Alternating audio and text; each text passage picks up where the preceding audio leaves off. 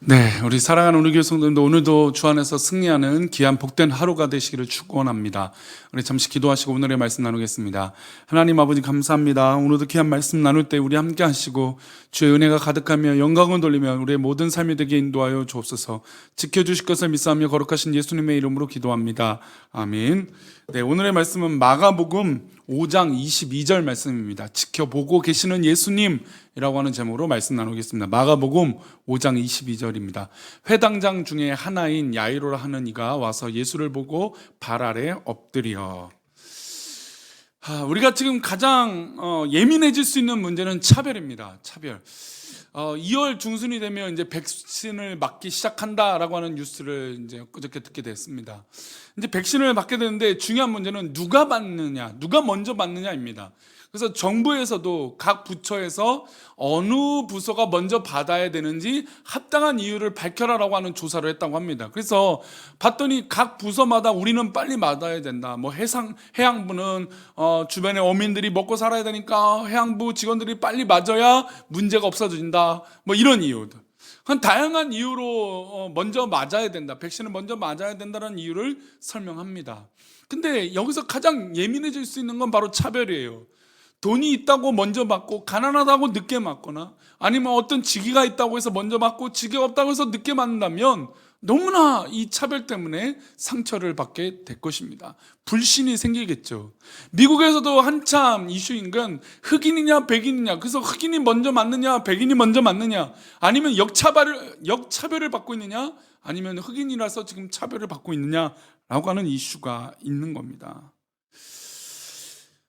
우리가 늘 즐겨 불렀던 찬양 중에 공평하신 하나님, 우리 기억하실 겁니다. 송명희 씨가 쓴 작가를 최덕신 씨가 작곡을 해서 했던 이 찬양, 저도 어렸을 때 너무나 많이 불렀던 찬양이에요. 근데 그 어렸을 때도 느꼈던 건 공평하신 하나님이 우리를 사랑하신다는 게 너무나 감동이었고 감사했어요. 삶의 방향들과 모습들은 다 다른데 하나님의 사랑이 임하면 그 보이는 것들이 중요한 것이 아니라 하나님이 나를 사랑하신다, 하나님이 나를 사랑하시는 그 비밀은 다 공평하다라는 것이죠. 그래서 그 찬양을 부를 때마다 공평하신 하나님이 나와 함께 하신다라고 하는 그 놀라운 고백, 얼마나 감사한지 모릅니다. 하나님은 공평하신 하나님입니다. 그런데 우리의 삶의 차이와 판단으로 인해서 때로는 그 공평하신 하나님에 대해서 감사하지 못할 때가 있는 것이죠. 하나님은 이 세상을 창조하시고 우리 인생들을 창조하신 아버지세요. 아버지가 차별하면 안 되겠죠. 우리 하나님은 모든 것이 완벽하게 우리를 창조하시고 이 사람이나 저 사람이나 똑같이 대하시고 같은 사랑을 베풀어 주시는 거예요. 우리의 분량과 은사와 달란트만 다른 것뿐이지 모든 사람은 하나님 앞에 동일한 겁니다. 그래서 하나님의 동일한 이 크신 사랑, 공평하신 사랑을 받는 우리 모든 성도들이 하나님 앞에 승리하기를 축원합니다. 오늘 읽은 본문에는 사실 두 사람이 비교가 돼요. 예수님의 치료를 받는데 한 사람은 직위가 있는 사람이고 한 사람은 모든 사람이 멀리하는 여인이었어요. 먼저 한 사람은 모든 사람이 인정할 수 있는 권력가인 회당장 야이로라고 하는 사람이에요. 회당장이면 유대 사회에선 유력한 사람이에요. 유대인들이 볼 때는 저 회당장은 동네 군수 이장 면장보다도 더 높은 군수나 아니면 어떤 그런 지사 정도, 아주 높은 유력한 힘을 갖고 있는 사람이죠. 근데 그에게, 회당장 야이로에게 12살 된 딸이 있었습니다. 정말 이 외동딸은 눈에 넣어도 아프지 않을 정도로 사랑스럽고 자랑스러운 딸이었습니다. 그런데 딸이 아파왔습니다. 딸이 아프니까 모든 의원과 돈과 자기의 신분을 이용해서 모든 이 서포터를 도와줬을 것입니다. 그런데도 이 야이로의 딸이 낫지 않는 것이었고 오히려 점점 더 위중해지고 있었습니다. 저 의사를 모셔고 유명하다라고 소문난 약재들부터 다 해볼 건 했을 것입니다. 그런데 의사가 청천벽력 같은 이야기를 합니다. 곧 죽음을 예비하라고, 준비하라는 것이죠.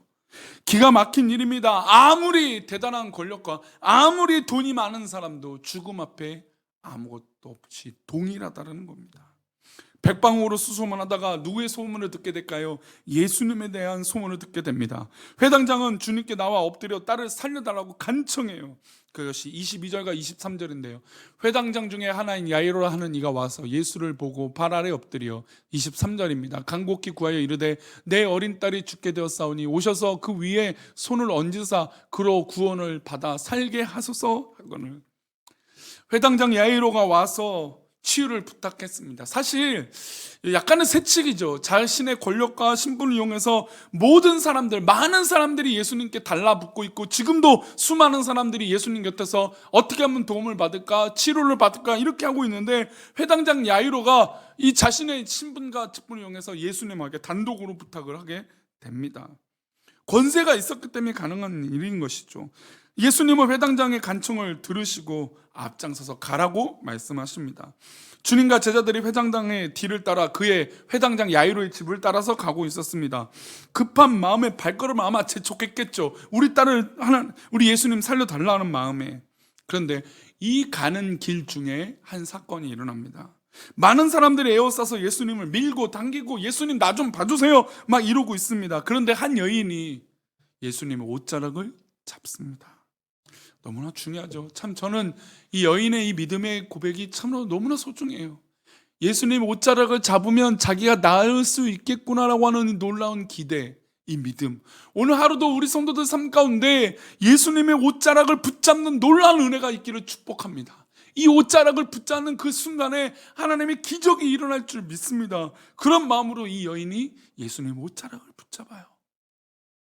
그런데 지금 상황적으로 볼 땐 유력한 사람 야이로의 집에 지금 예수님이 가셔야 되는데 예수님께서 느끼셨어요. 예수님의 능력이 옷자락을 잡은 이 여인 때문에 능력이 빠져나갔다는 것을.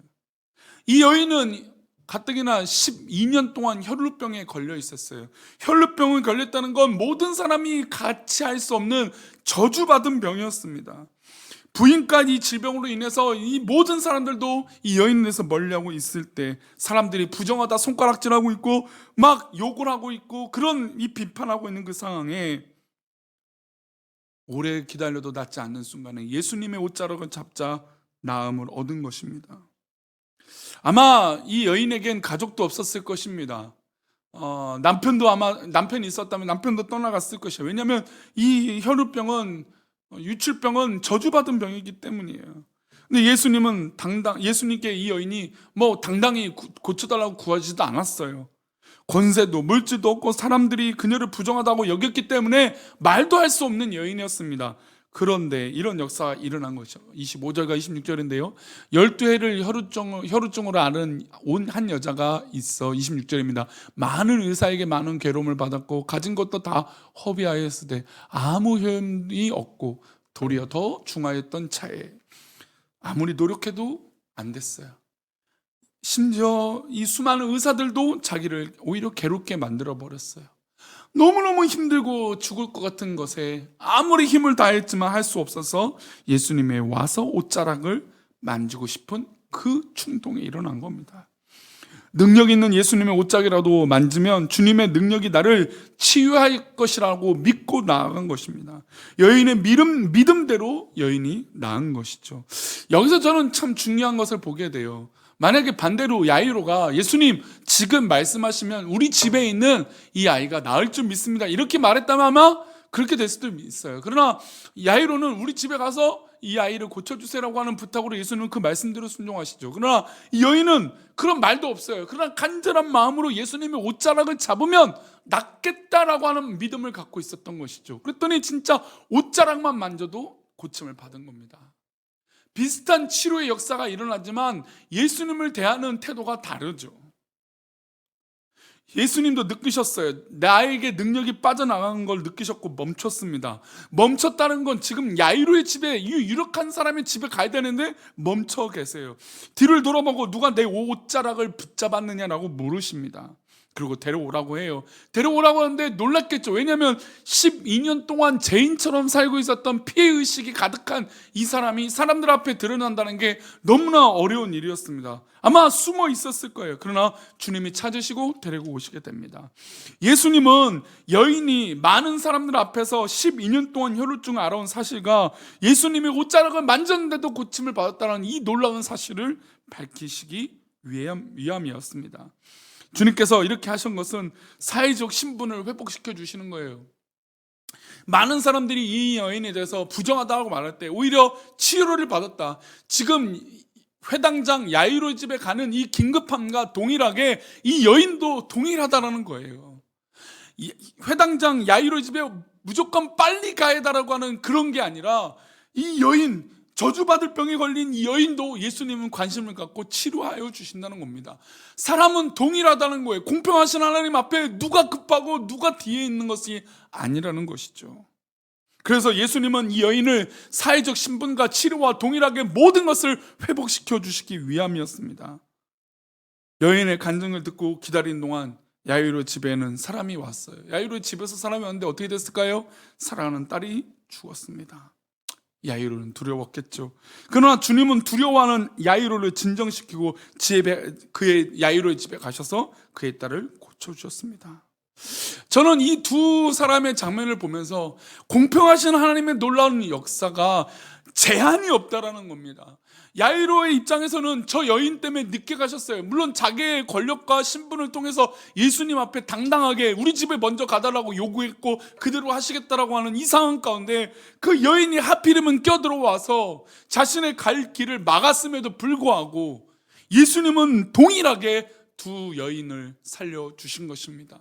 사랑하는 딸도 살려주셨고 이 12회를 알아왔던 여인도 살려주신 것입니다.